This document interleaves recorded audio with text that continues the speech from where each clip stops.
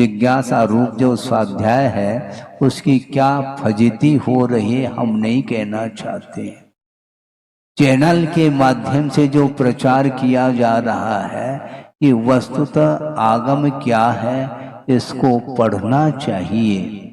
कौन कितने पानी में है इसकी परीक्षण करने के लिए यदि मान लो कोई भी प्रश्न रखता है तो वह वस्तुतः श्रोता नहीं है और उसका उत्तर भी नहीं देना चाहिए। ये हमारा नहीं कहना, गुरुदेव का बार बार संघ के लिए उनका संबोधन रहा है। आगम को साइड में रख करके किसी के प्रति कटाक्ष को लेकर के कोई भी चर्चा की जाती है वह स्वाध्याय के अंतर्गत वह चर्चा नहीं आ सकती है।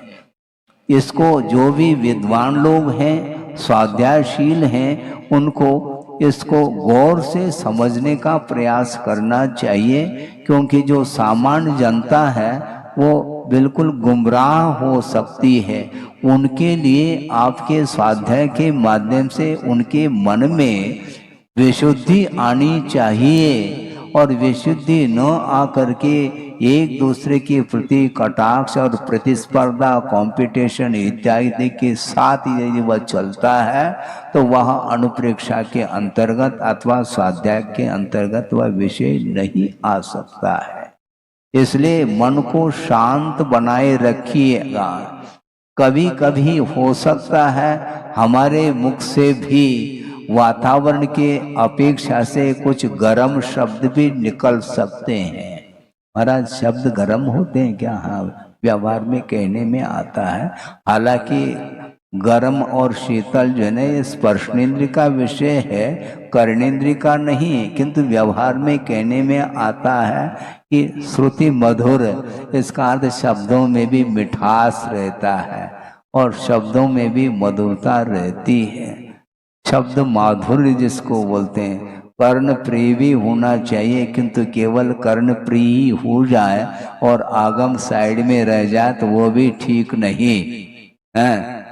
सुन रहे हैं आप? सुनिएगा। हाँ, सामने विद्वान बैठे हैं और डॉक्टर लोग भी बैठे हैं, सबको। हाँ, क्योंकि पेशेंट बैठे हैं तो उसका इलाज जो है ना व्यवस्थित होना चाहिए, जिम्मेदारी डॉक्टरों की रहती है। हाँ, क्योंकि जो पेशेंट रहता है, मरीज रहता है, वह अपने अनुकूल ही वह चाहता है ट्रीटमेंट।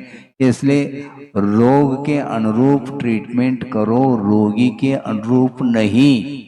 रोगी की बहुत कुछ इच्छा होती है, उसकी पूर्ति करते चले जाएंगे तो कभी भी रोग से उसको दूर नहीं कर पाएंगे। इसलिए अपने को बहुत सावधानी के साथ विषय को समझने की आवश्यकता है। इसलिए मैं ये कह रहा था, कभी कभी माहौल एकदम विक्षिप्त देखने में आता है, उस समय थोड़े बहुत गर्म शब्दों के भी प्रयोग करने पड़ते हैं और करने के बाद भी वह प्रायश्चित इत्यादि लेते हैं। जो प्रयोग करते हैं उनके लिए मैं कह रहा हूँ, श्रमणों के लिए कहा जा रहा है। गृहस्थ की बात ही अलग है, क्योंकि श्रमण बोलने का भाव नहीं रहता, किंतु प्रसंग आ जाता है और कोई भव्य जीव आ जाता है, मार्ग पर चलना चाहता है, उसके लिए आगम के अनुरूप विषय दिया जाता है। यदि आगम से हट करके यदि मान लो वो कोई बात करता है तो उसको समझाने की आवश्यकता भी पड़ती है। इसलिए ये सारा विषय दिया जा रहा है। तो इसलिए ये वाचना अलग है, प्रचना अलग। प्रचना में हमेशा अपने मन के अनुरूप नहीं हो। एक व्यक्ति ने कहा कि महाराज, जिस प्रकार जिज्ञासा का समाधान आगम के अनुरूप दिया जाता है, तो क्या इसी प्रकार जिज्ञासा भी आगम के अनुरूप ही रखनी चाहिए क्या? यह भी एक जिज्ञासा थी उसके। हमने कहा बिल्कुल ठीक, आगम के अनुरूप जिज्ञासा रखो, मन गड़ंत नहीं। आपका गड़ंत का त्याग है, किंतु मन गड़ंत का त्याग होना चाहिए। हम ये दिलाना चाहते हैं आज। मन के अनुरूप सोच विचार यदि रखेंगे तो आगम की कोई आवश्यकता नहीं पड़ेगी। फिर ऐसा नहीं, आगम के अनुरूप हमें चलना है, इसलिए चिंतन जो किया जाता है वह आगम के अनुरूप किया जाता है। चिंतन कराया नहीं जाता। स्वाध्याय के रूप में वाचना तो की जा सकती है, आप प्रचना भी कर सकते हैं, धर्मोपदेश भी दिया जा सकता है, आमनाई भी किया जा सकता है, तो सूत्र गाथा इनको मुखाग्र भी कर सकते हैं।